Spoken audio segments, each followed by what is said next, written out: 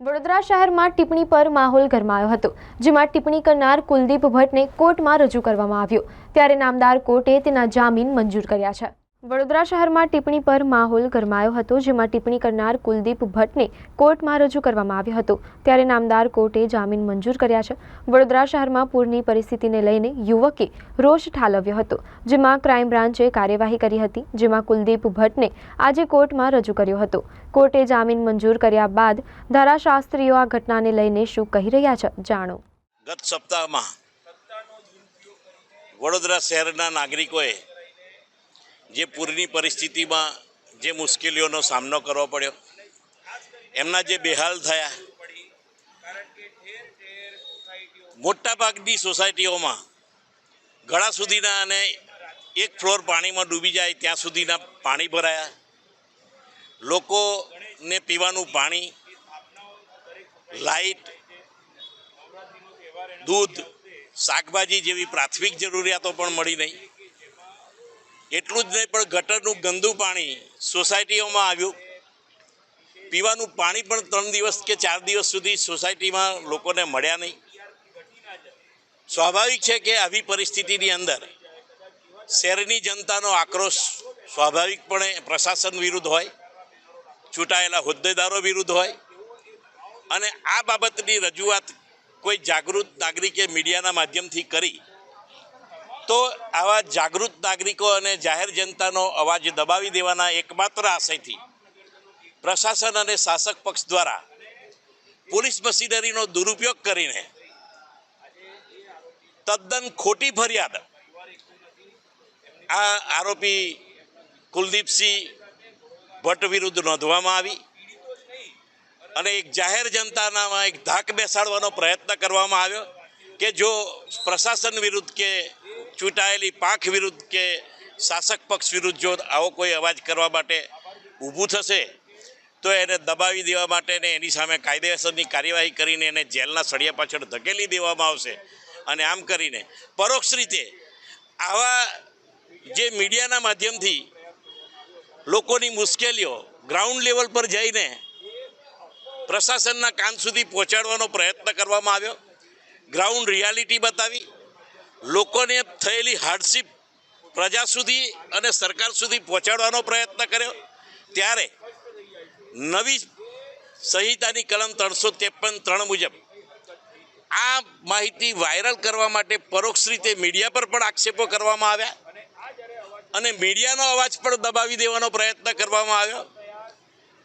એટલે મીડિયા પણ ground level પર જઈને પ્રશાસનની નિષ્ફળતા, બેદરકારી અને એમના પાપે નુકસાની માટે, લોકોને થયેલી હાર્ડશિપ માટે લોકો રજૂઆત કરવા આગળ ના આવે ને એમનો અવાજ દબાવે, એટલા માટે મીડિયાનો અને પ્રજાનો અવાજ દબાવવાના ભાગરૂપે થયેલી માત્ર આ ફરિયાદ છે।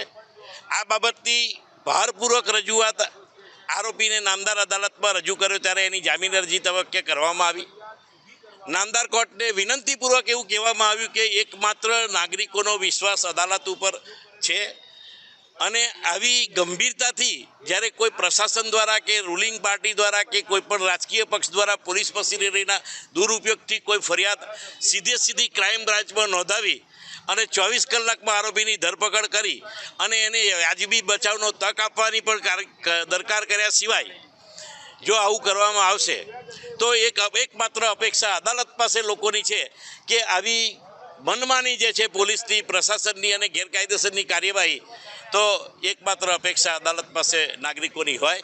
અદાલતે આ તમામ પાસાઓને ધ્યાને લીધા।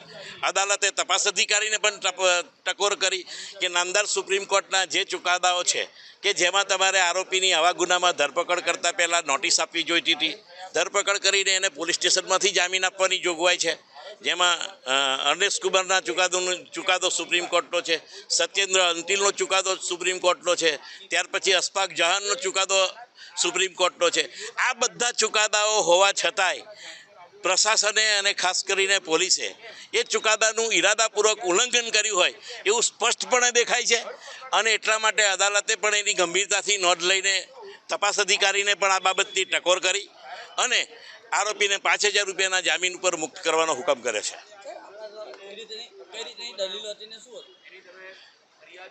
નામદાર અદાલતમાં આપના ઇન્ટરવ્યુમાં કીધું તેમજ કે આ ફરિયાદ માત્ર રાજકીય ઈરાદાથી અને રાજકીય ઈશારાથી નોંધાયેલી છે. વાસ્તવમાં આક્ષેપિત ગુનો બન્યો નથી. ફરિયાદને જેમ છે એમ માની લેવામાં આવે તો પણ આ ગુનો જે રીતે નોંધાયો છે અને જે રીતે આક્ષેપ કરવામાં આવ્યા છે એ રીતે એવી કોઈ ઘટના બની નથી. સાથે સાથે એવું પણ કહેવામાં આવ્યું કે આ કોઈ ઈરાદાપૂર્વકનું કૃત્ય નહોતું.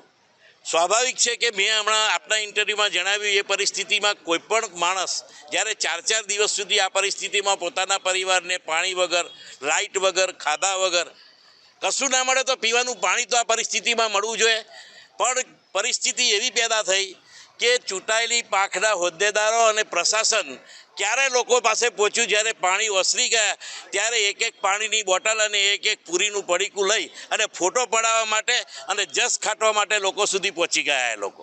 ત્યારે સ્વાભાવિક છે કે લોકોનો રોષ હોય કે જ્યારે 4 દિવસ સુધી અમારા બાળકો ગંદા પાણીમાં હતા, ગટરના પાણીમાં હતા, પૂરના પાણીમાં હતા, પીવાનું પાણી નહોતું, અમારા ઘરમાં દૂધ નહોતું, શાકભાજી નહોતું, ત્યારે તમે અમને કોઈ મદદ પૂરી નથી પાડી.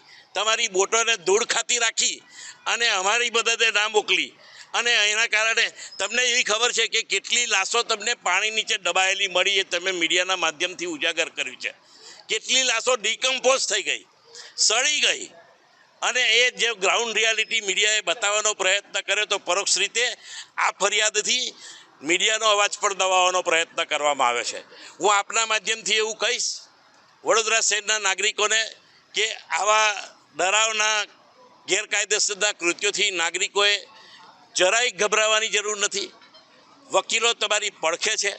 મીડિયાના મિત્રોને પણ કહું છું કે તમારો અવાજ દબાવવાનો જ્યારે પ્રયત્ન થાય ત્યારે વડોદરા શહેરના વકીલો નિઃશુલ્ક તમને સેવામાં આપવા માટે તત્પર છે. ક્યારે પણ તમારા પર કુઠારાઘાત થાય, તમારા કાયદેસરના હક્કો, ફ્રીડમ ઓફ સ્પીચ પર જો આવી તરાપ વાગે ત્યારે વડોદરા શહેરના વકીલોનો નિર્ભય રીતે સંપર્ક કરજો.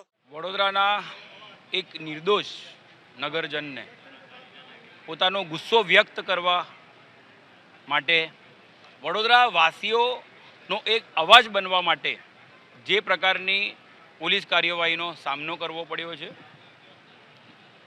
એ ખરેખર દુઃખદાયક અને સત્તાના નશામાં ચૂર એવા લોકો દ્વારા કરવામાં આવેલી ખોટી પોલીસ કાર્યવાહી.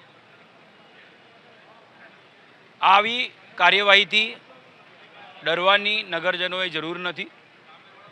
અને સત્તાના ઘમંડમાં બેસેલા લોકો જો એવું વિચારતા હોય કે નગરજનોને આવી રીતે જેલમાં પુરાવીને એ અમને ડરાવી શકશે તો બંધારણ સર્વોપરી છે.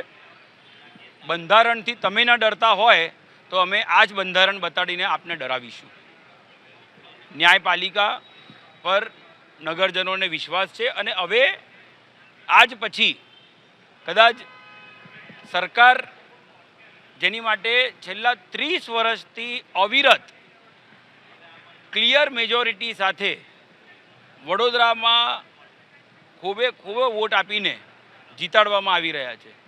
30 વર્ષનો 3 દશકાનો આ પ્રેમ એ આ એક ફરિયાદથી તમે પુરવાર કરી દીધું કે અમે તમને કેટલો પણ પ્રેમ બતાડીશું, એની સામે જે દિવસે અમે અમારું દુઃખ વ્યક્ત કરીશું તમારી સામે તો તે દિવસે તમે અમને ડરાવવાનો જ પ્રયાસ કરશો. તે દિવસે અમને તમે જેલમાં જ બંધ કરાવડાવશો. તમારી આ પ્રકારની જે નીતિ છે એ નીતિના કારણે જ મોદીજીએ એમના 3જા ટર્મ માટે જે એમને મહેનત કરી એમાં એ ક્યાંક ને ક્યાંક એકલા પડી ગયા. મોદીજીને જોઈને જ નગરજનો તમને વોટ આપે છે.